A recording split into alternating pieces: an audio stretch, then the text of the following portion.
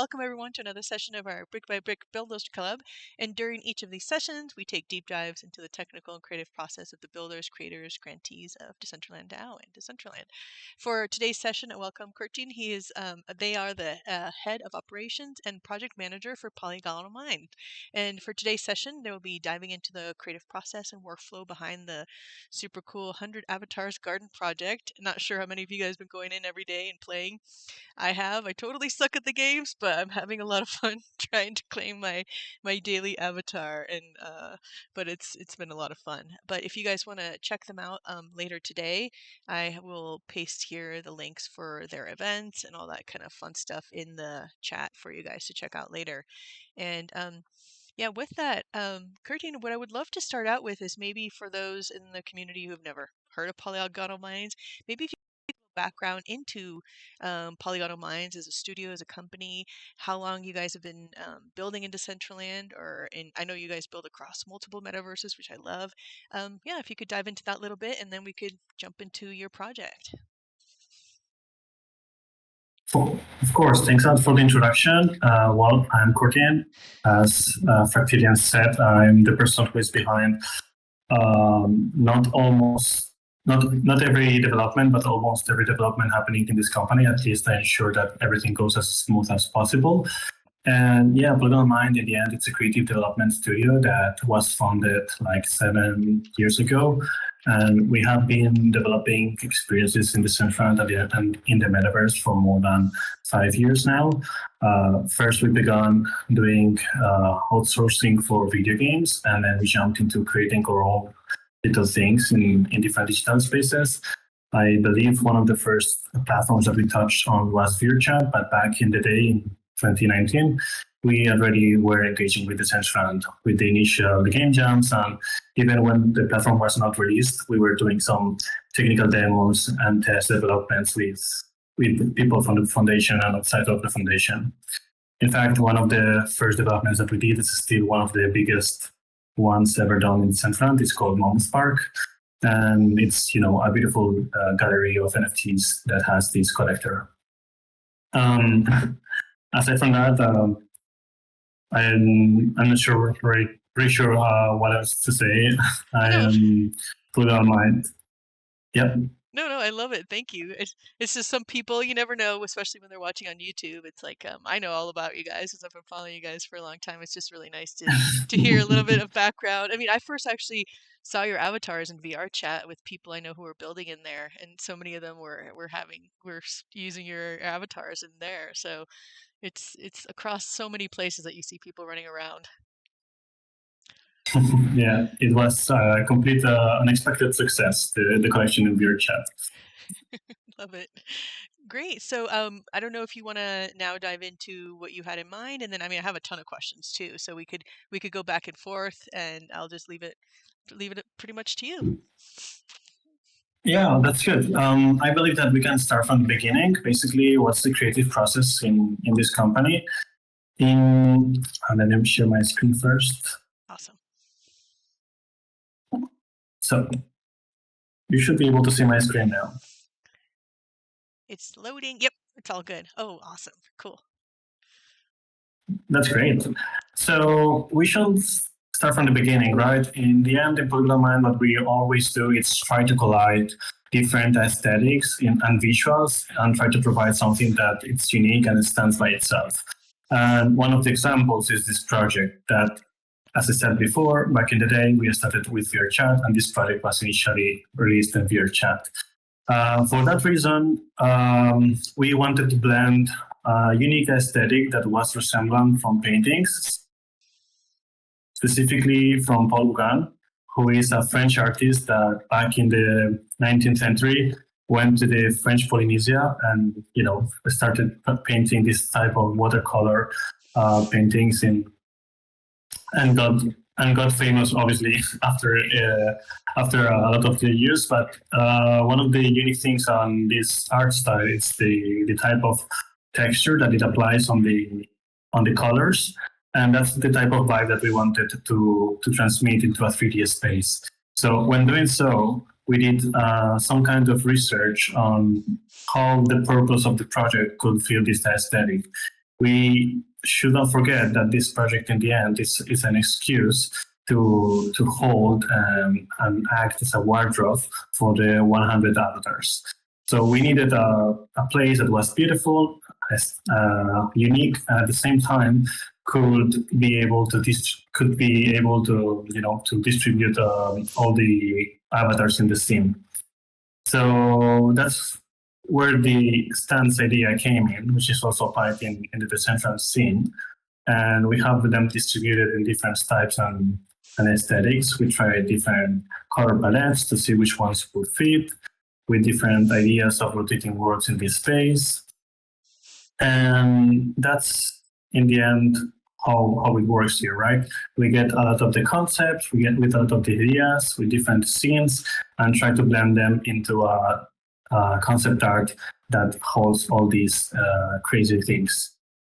This is in fact the old project that was done and acted as an example of what we were looking for in terms of layout and distribution. You can see here different paths, the vegetation, the different stands for the avatars, and also here we can find the different paintings that acted as a clear example of what we wanted for the water, the green fields, etc.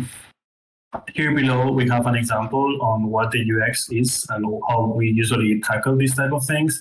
When we create a user experience, we always need to think how the user is going to find themselves in the space and try to resolve the different questions that they may have.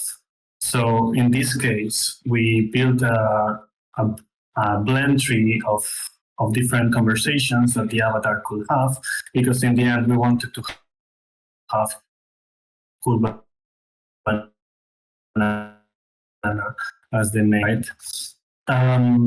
And that's where we get different actions, like what happens if the user goes this way or goes in another way? What happens if the avatar appears in one space? For example, in the central project, we have this avatar in different places, explaining different things on this scene, and making sure that in the end, this person doesn't go away. Once we begin into production, we wanted to preserve different things, but most importantly, the key elements that we're playing in this project were we have a season pass, we have mini games, and every day that a player is playing in this scenario is going to unlock one free variable for them. So we wanted to create an experience that in the end was simple, effective, and could grant you something free and unique every single day that you were playing. And of course, we didn't want to put pressure on the player, so we decided to let the user play whenever they want. So for example, you don't really need to play the 100 days straight, but you can decide, for example, I only want to play on weekends, so you are going to take 50 weekends to complete the whole season pass. And that's the idea in the end, that the rewards are open for everyone, and every single day that you play, you're getting something unique and different. The space itself was divided in different spaces, as shown here. We have the entrance on this side. On the center, it's the gameplay area. On the left to the user, it's where the information and the DAO description will go, because in the end, this project was funded by the DAO grants program, and we wanted to give it a place that could promote the good actions and the good things that the process and the pipeline of submitting grants has given to us to allow us to build this project for the platform. On the right, we will find the leaderboards for the different mini games, and in the center, we will find also the season pass roster, we could say, the place where you could see the 100 avatars placed, and also check where they were going in line. So number 50, it's when you play for the 50 days in the game. So these areas in the end were having a very specific function that needed to be fulfilled, like the avatar search area that I was describing, the mini games, the leaderboards, the info, and then we will be going for the mini games itself. When we were building this project, we wanted to build a simple experience that will be effective. Like, I don't want to mess with the player or make the player do very difficult tricks. And obviously, we didn't want to do another parkour game because the market, we could say, is already very saturated of these projects and this type of ideas. Instead, we wanted to go back to simple experiences and gameplays that were simple and very effective, like the Whack-A-Mole, the Wanted from the Mario 64, or a card pairing game that is present in multiple games, but also is present in the Super Mario saga. We also took as a reference the Mario Party games, where you can find this type of experiences where simple mechanics work very good. And aside from that, that was quite the base. So we had the art style, we had the initial assets to build this project, and the only thing that we were missing was the production itself and also building the 100 avatars. So let's just find these avatars.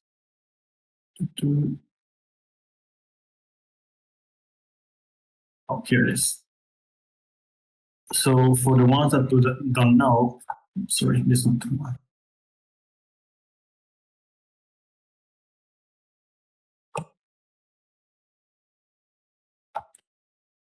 There are 100 avatars that require it to be ported, and every single one is unique.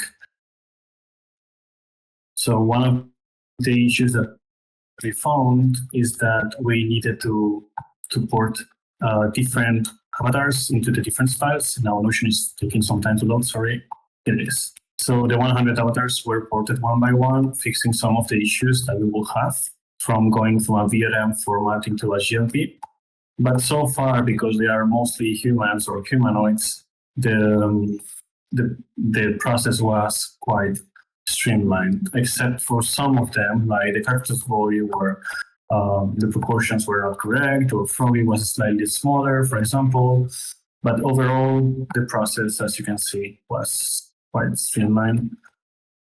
And we only needed to adapt the skeleton, the VRM skeleton into the Decentraland skeleton.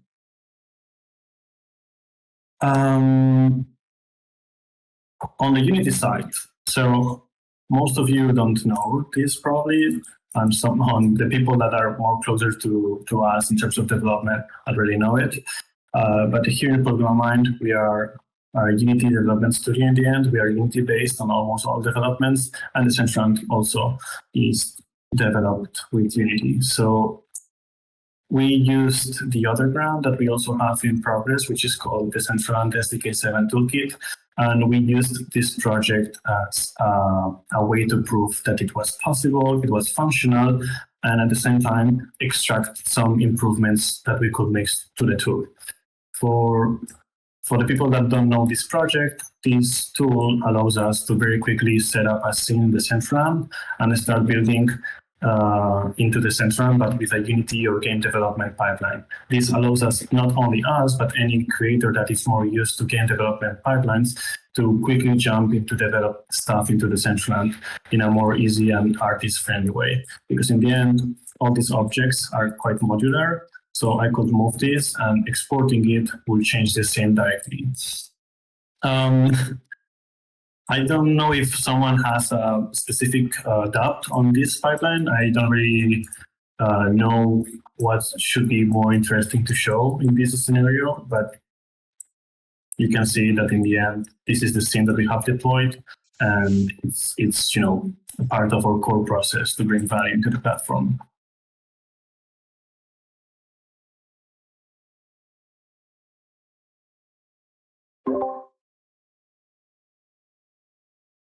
No, love that. Oh my God, I have so many questions. This is great. I love good looking just even at the Unity file. I could hang out in there for a long time. So just to clarify for everyone, like the 100 avatars that are being imported as technically, right, skins, like they were all the same ones that were you can access in VR chat and all that, or are these all 100 new ones? I'm always unsure about. They're all new ones, or they're all the same ones, right? So they are all the same ones as you can see in the 100 avatars webpage. Okay, that's what I thought. I So was like, they just, I'm like, I yeah, think they're the ones that I've seen before, but some of them I haven't seen every single one of them. I mean, I scroll through them. I've used a bunch of them, in VR chat and across different places, but like that's very cool. So that process of like, making sure they conform to everything in Decentraland, how long did that take you guys? Was that the most, like you were talking about it a little bit, was that the part that took almost the most amount of time, or it wasn't that bad for you guys? so because in the end we had already almost all the resource files except for very specific stuff like the centerpiece for the gameplay or like building very specific stuff into the Decentraland.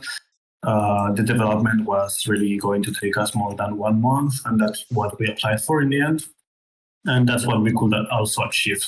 Supporting the 100 avatars, 16 parcels, a scene, and doing all the gameplay, took us like 1 month to do. Oh, nice. And I'm curious about the mini games, like in terms of like creating those mini games that you guys were talking about. How many total mini games will there be in there? Because I've played two of them, and I don't know, is it something that you cycle through, or do you have like three or four that you cycle through each day, or what is? So that's a very good question. So what we wanted to do is an experience that didn't also bore the user at all and could offer something differentiating every day. So we decided to go with three simple mini games that could be randomized every single day. So the game that you play today is not the game that you're going to play tomorrow, but maybe it's the one that is going to happen in 6 days. So that's a way to make you also return in case that one mini game is more difficult to you, but maybe tomorrow it's one of the easiest, and it's also easier for you to get your variable. Yeah, I noticed that. I was like, oh, sometimes even like some of the settings I would play, like it would usually take me like 4 or 5 times before I actually was able to claim it because I was like, oh, okay. And then, but I did notice, like, I went back and like it was the same game, different characters, different way of like everything coming out, and like it was cool how through like the different base games, um, it shifts. So I appreciated that. And it's also a great way to engage and have the community keep coming back. I love how you have that unlock. I mean, that obviously was planned, like what you were talking about, to keep people engaged, keep people coming back. The game mechanics keep it simple so it's not. I know I've been to some things where it gets so complicated, I just give up. I'm like, oh my God, right? So I really appreciated how you guys kept things Yeah, fun and simple and yeah. I mean, we didn't really needed to invite a wheel, right? We Yeah. had to get something that asked you that requested you to perform some gameplay because in the end, it's not only playing a bit. You need to get to a certain threshold to unlock the prize, and it's quite simple. It allows you to learn by yourself. So, for example, the game is already started, but it's not going to challenge you already. It's more like get your time to understand what you need to do, and then you will understand probably and just get it through. So it Yeah. was quite straightforward. I'm thinking always into the most um, novice, it's called in English, like someone who is not experienced in video games, which is also important for us Yeah, no, and it to was take into great. account. Yeah, I could see any of like my nieces coming in and easily understanding what to do, and some of the other stuff, you don't really have to learn too many controls, just like, you get here right away, you start clicking around, and then it gets harder and harder as you play each little game, which is fun. The time goes fast. There's more stuff. There's harder to find, and so even within each mini game, it has its own like fun complexity, which I was like, oh, this is really cool. So that's what one of my things. I'm like, in terms of like planning like the mini games and stuff like that. I know you showed like the background. Like, is it usually like? Do you guys, everyone works virtually, or your team? I know you have headquarters, right? Or how does it work, especially like for a mini game like this? Was it how many people worked on the idea and So the studio is located in Zaragoza. As you just said, it's a on-site studio, and almost all our team members work on the same building. Oh, cool. Some of them, included myself, have some kind of flexibility. Like we can be part time at home and part time at the office. But in the end, we find essential for things and alignments to be on site because ideas are way faster transmitted with someone talking to you directly. But yeah, we're quite hybrid in that sense. When it comes to people, obviously the number will be much higher because we are talking about a project that had different phases and different platforms behind it. But for this development in the Decentraland, it was 2 programmers that were building the whole season pass server backend, talking with the campaigns on the Decentraland. Another one doing all the sync code, like placing the leaderboards or doing the games itself. And then we had like 2 artists building all the characters and 2 characters. Oh, the last little bit cut out. So yeah. So you said 2 Sorry? artists. The last little bit you said cut out. It was stalled for me. So you said there was around 2 artists for like. Sorry. Oh, no worries. It's connection. It's probably mine. But so like a couple artists for the concept art that you guys were the initial thing you're showing on the mirror boards. That's usually like 2 concept artists working on that, and then is that what you were saying? Yeah. So in the end, it's 6 people in total, Oh, where awesome. 4 of them are artists and 2 of them are programmers.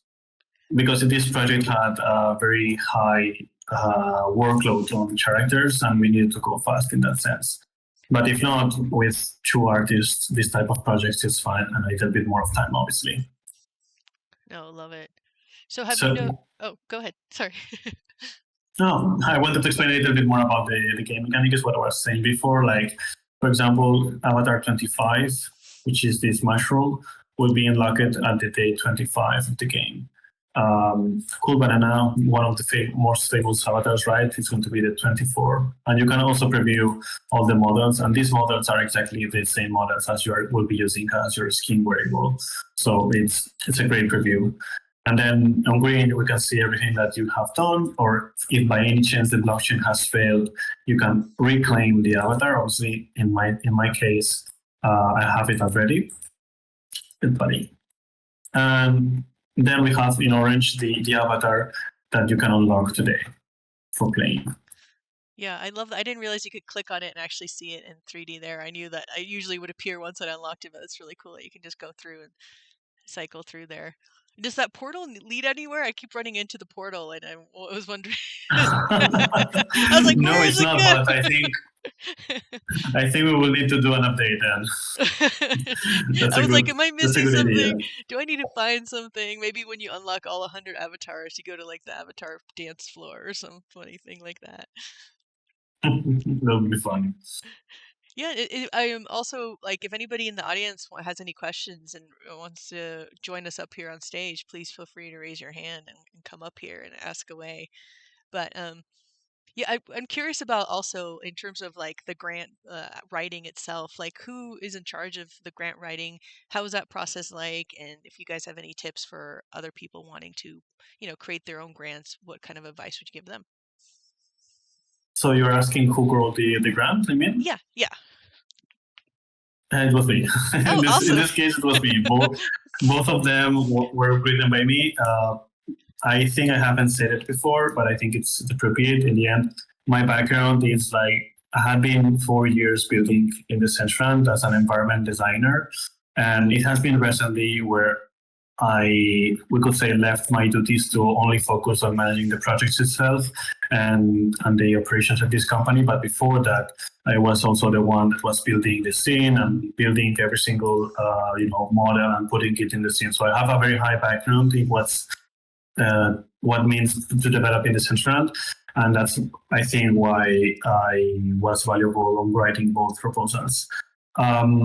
On both cases, in both scenarios, the Decentraland toolkit, which is here, and the avatar garden space, we asked ourselves first why this is important for the community. right? More than for us, obviously, because we are a company and we need some kind of incomes and we need to, to progress as a company or as a studio. We first thought on like why this matters or why this is important for someone who is going to use it.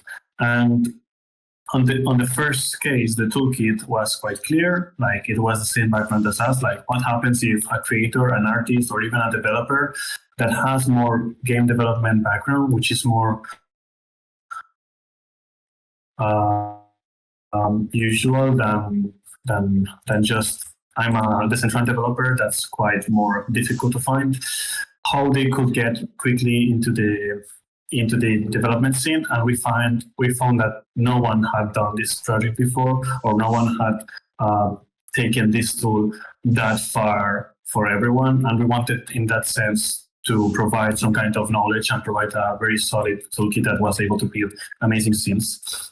Because you were saying before, like you are a big fan of Polygonal Mind's projects, and the truth is that all the projects have been built with this toolkit. So that was the best proof of work that we could say and proof of value that the project had.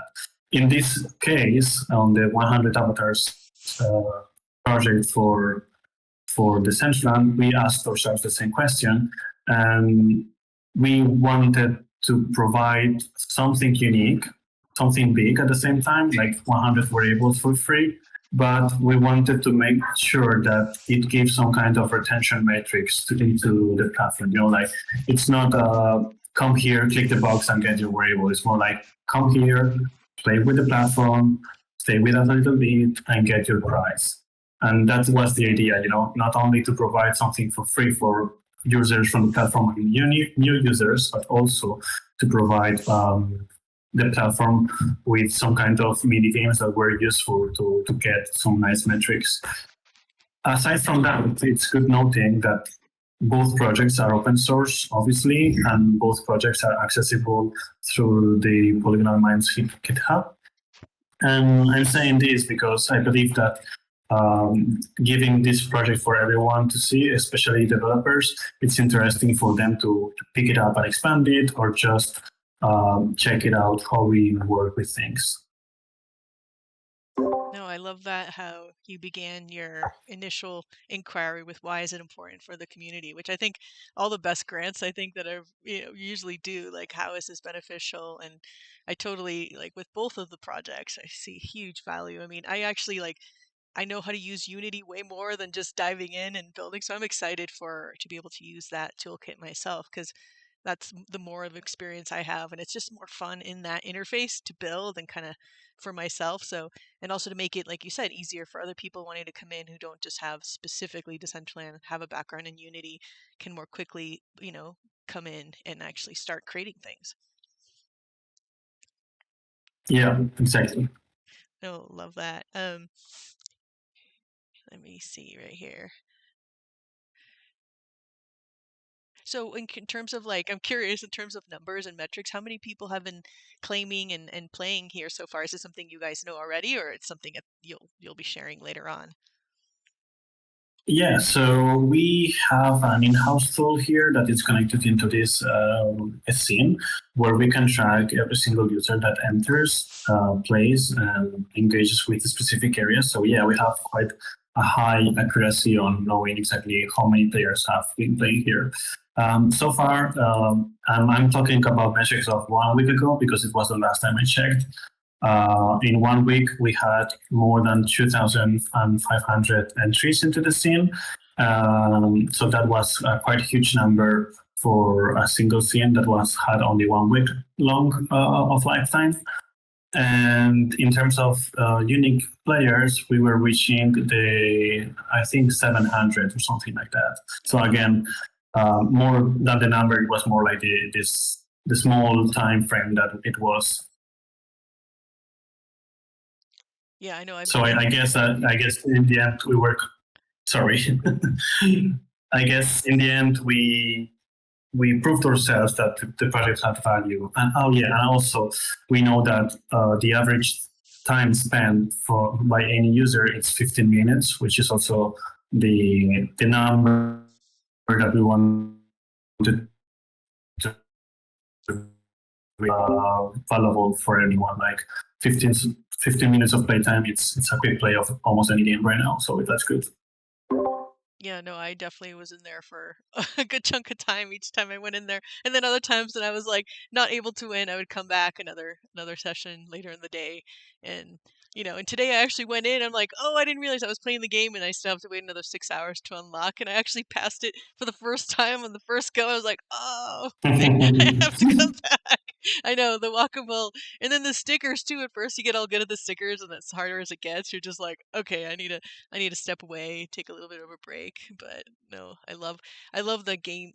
How you guys really obviously you've built in so many different places, but you really think through that game mechanic, the game loops to keep people coming back, and it's just fun when you see other people running around in here also.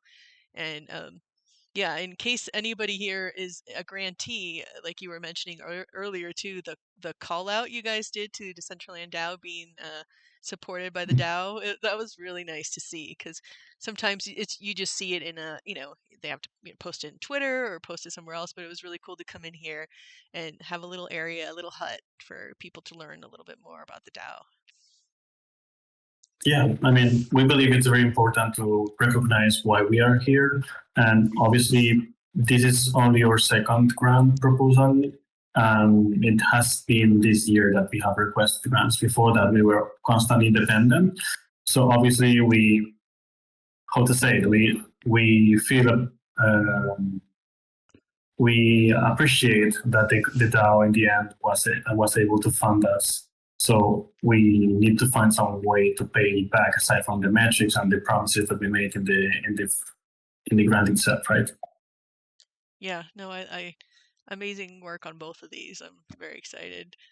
And so I'm curious, like, what do you guys see in terms of like long-term vision for Polygonal Mind? I know you guys obviously build across multiple metaverses. Like, how are you guys? Obviously, look, we have an avatar project that you can wear in multiple places. How do you see this kind of work evolving over time? And in your mind, since you have it's great you have the perspective as a creator, now you're a project manager. I'm sure you've worked with many different brands. Like, what is the take on everything right now for you? So our take as a studio in the end is to keep building in a very agnostic way. Like we like creating unique things and we don't really care the technical challenge that they can be for team, right? Obviously, we are rational. We are not going to build, for example, a whole platform by ourselves, but more like try to provide something that has value by itself. Talking about this scene or talking about past scenes that we have done in the metaverse, but also like you were mentioning, right, the avatars project that is Vibe, to keep building that environment, that ecosystem that nourishes and flourishes, being based on interoperability and being open source and accessible for everyone. That's, I think, one of our key things for this year. And aside from that, we are also looking to build more internal projects that represent entirely what Polygonal Mind means for us and what it means to build a whole Polygonal Mind project and not only do client work. Yeah, no, I love that. And one of the things like we talk about a lot in spaces and in the community is like issues of onboarding new people into the space, or onboarding new creators, new game players. And I think having things like this that are simple and fun, engaging, keeps them coming back. You don't have to learn too much. I think it's a really great way to onboard people in my opinion. What are some of the other things that you see difficulties in onboarding, or opportunities for onboarding that maybe we haven't thought about, or you maybe recommend we try out? If there's anything along those lines, would love to hear your thoughts. So, yeah, I mean, I think that these last years, with all this high market, right, with all this think fast, act faster, and develop even faster to provide things to a lot of brands that we have all suffered in the end, has led us into a position where the product value itself hasn't really evolved. And what I mean with this is that the Web3 scene hasn't really evolved into some more accessible ways to onboard people. Obviously, right now, with all the decentralized changes and the onboarding, now you can log in with Google. That's not. And somehow it feels that this should have come earlier, right? But not only in the Decentraland, I'm also talking about other platforms like on Cyber, the Sandbox, or HyperFi. They all rely on Web3 authentication systems, and that's a big barrier for the big public. I mean, I don't see my mother or my nephew playing the Decentraland, and that's mainly one of the reasons. Obviously, it's the barrier itself of access, and also the barrier of knowledge. Like the platform is not mobile, so it's not really accessible except for website or standalone Windows app. And I think that's kind of the vibe that I have with this scene. Like how we can get better is basically to try to make the Decentraland run even on a potato, or make it more accessible so anyone can really run it from a mobile device or even a console device. That should be some of the priorities, I believe. And also, I'm looking at the competitors, right, on why Fortnite and Roblox hold this dominant position in player base. In the end, it's because, one, they are accessible, and two, they build a lot of content that fits the player base. So you mean, like, by content, you mean like the games that, like the fun games the creators, the community makes, or what do you mean by content that feeds the... Yeah, so what I mean is that on one hand, we have Fortnite, which is being led by Epic Games developers, right? So in the end, they feed the community with content that they all create. Yeah. So in the end, they are providing a final product. And on Roblox side, it's not that they have been 3 years, they have been more than 10 years building the community. So now they have a community of creators that build from very, very simple scenes that are effective and engaging to very complex gameplay. And that's because in the end, they have provided the community with a set of tools that are very handy or are very resolutive to the challenges that it's to develop inside one platform. So, that's quite the vibe. I think that the thing that we need to focus on in the Web3 space is to make things accessible when it comes to create, and not focus entirely on having the most perfect technical platform, because in the end, tech evolves and evolves very faster, and the trend from today might not be the trend of tomorrow. So in the end, you need to step aside and try to build content that talks to your audience and makes your audience come back with more ideas and more development progresses. I love that.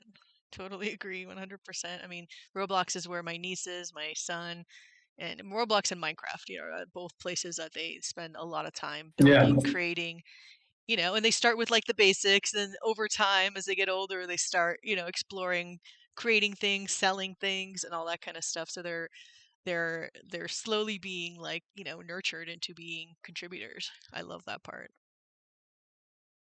And if you stop to see why they are on Roblox, it's not because of the graphics, but because of the fun, or because of the gameplay that they provide more than anything.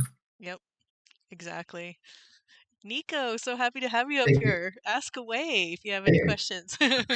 Sure.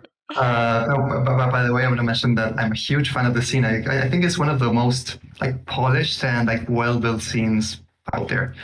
It's of course the games are simple, but they're very, very well thought out in ways that that simplicity is really an asset.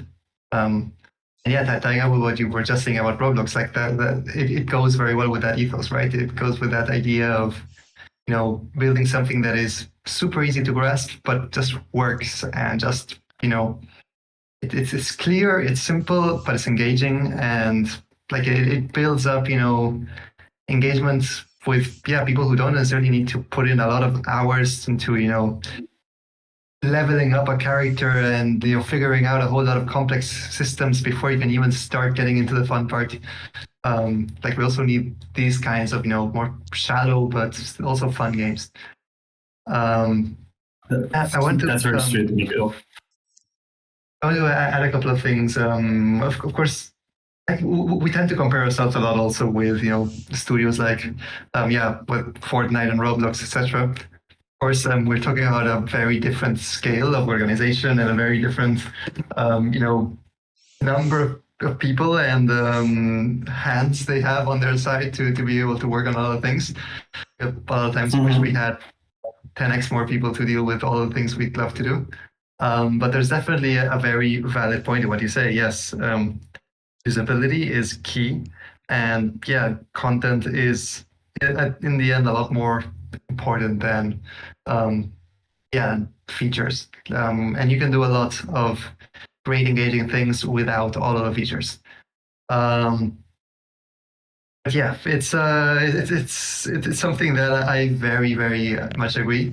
It's always a struggle to try to get the priorities right, and there's always a bucket load of things that you feel that you have to be doing at the same time, and it's often really hard to sort through those things and get to the right answer.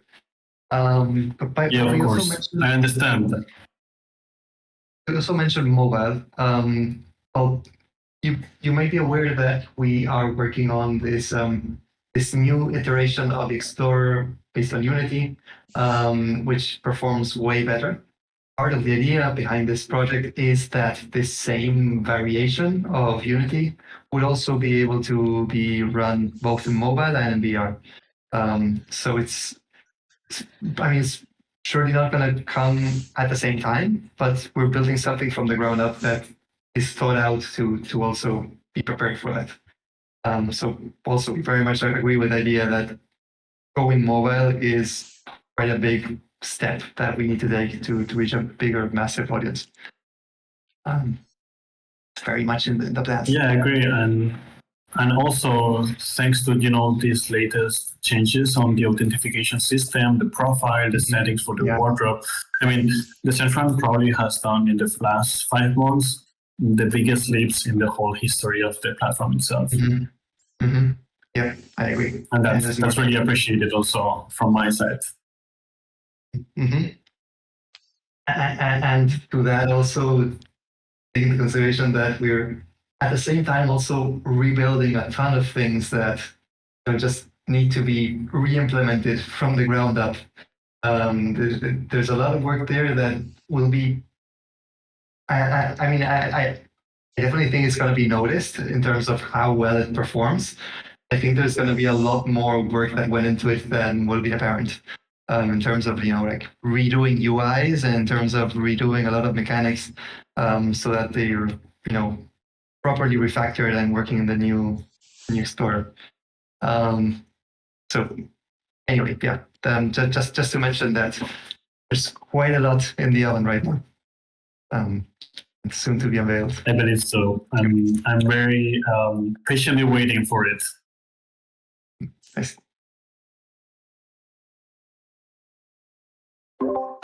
But no, I don't have any questions. Just congratulations. It's a really nice scene, and thank you so much also for making this, publicly available. I hope a lot of other people also take ideas from this and build their own similar things. Yeah, I hope so. Maybe in the next 2 months we see a lot of new season passes. Well, I love what you guys were, talking about in terms of like, gameplay and simplicity. Are there any other, since I have you up here as well, Nico, the two of you guys, like what other emerging trends do you guys see and experiences that people want to create in Decentraland or the metaverse? Is there anything else that's been catching your eye that you think is really interesting or?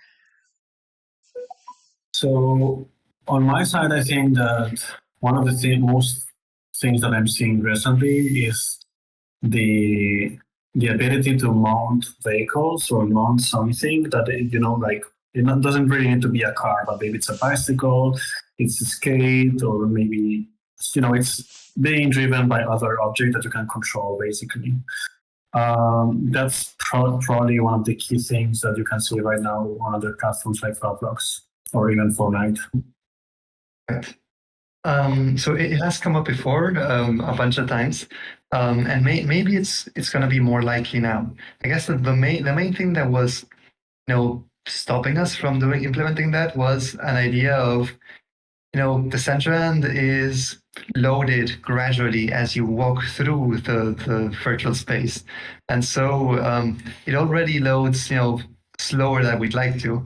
And if suddenly you're able to walk even faster, you're going to be running into green walls constantly. It's probably going to not be the the wind in your face, swishing through space kind of gratifying experience you imagine. It's rather going to make the loading even more frustrating. With the new client, we have a lot faster graphics, and we'll have other benefits that I don't know if I can already start discussing, but I think they will make it a lot more viable. Also, of course, there's in Worlds you're able to also have fairly big scenes where you might also want to move faster. One of the things we also want to do in the new client is like be able to parameterize stuff like the avatar's speed and things like that. So also through be able to change those kinds of things, we'll be able to have avatars run or jump higher or move faster, and that could be paired with a wearable that is some kind of vehicle. So yeah, like that within the context of a big scene seems like very, very doable. And also, of course, in the context of a smart wearable, that could also be very doable. That's it. I mean, I'm happy to see finally the smart wearables in the scene. We haven't been able to test them yet, really, but I'm very happy to see them around. Yeah, that was one of the big things that we had in the backlog for so long. But part of it was that we were maybe overthinking it. We were maybe over engineering the idea of like how do we make it so that it's impossible for people to abuse this extra power. And I mean, in the end, we did add a few security measures to make it harder, or at least make it more transparent when someone is asking for abilities that they might not necessarily need. But in the end, it's more about allowing for mechanisms of reporting rather than making it impossible for people to teleport the player unnecessarily or show ads in your face or things that might be considered undesirable. Completely. But yeah. We went for that leaner approach, but if anyone, just goes over the line, there's ways to keep that controlled. Yeah.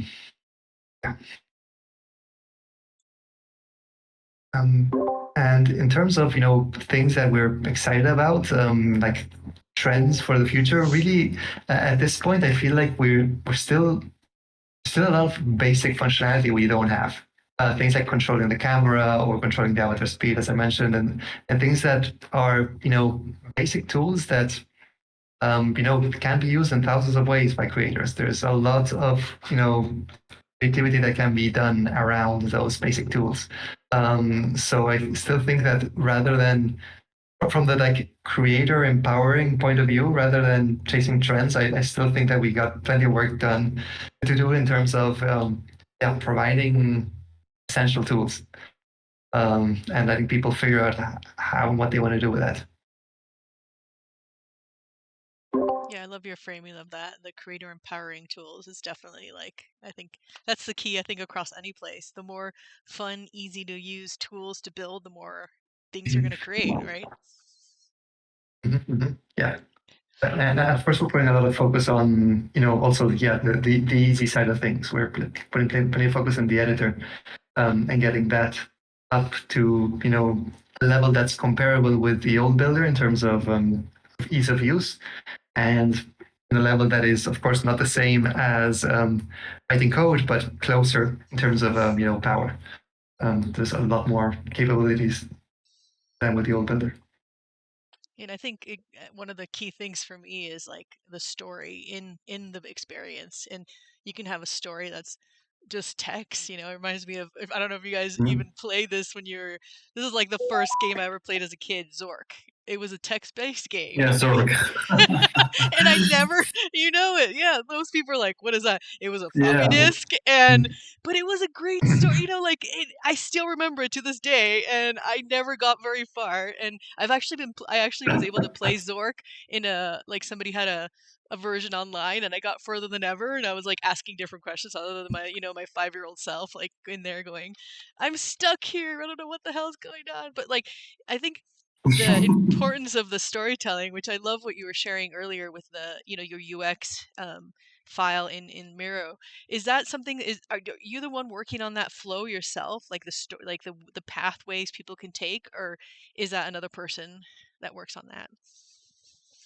I mean, we are a bunch of us, right? I mean, I participate, so I've done some of them, but the one I was sharing before, it wasn't done by me. It was done by a colleague. But they are always the same, like experimenting and thinking on all the possibilities. For example, what happens if a user starts the minigame and gets out of the gameplay area?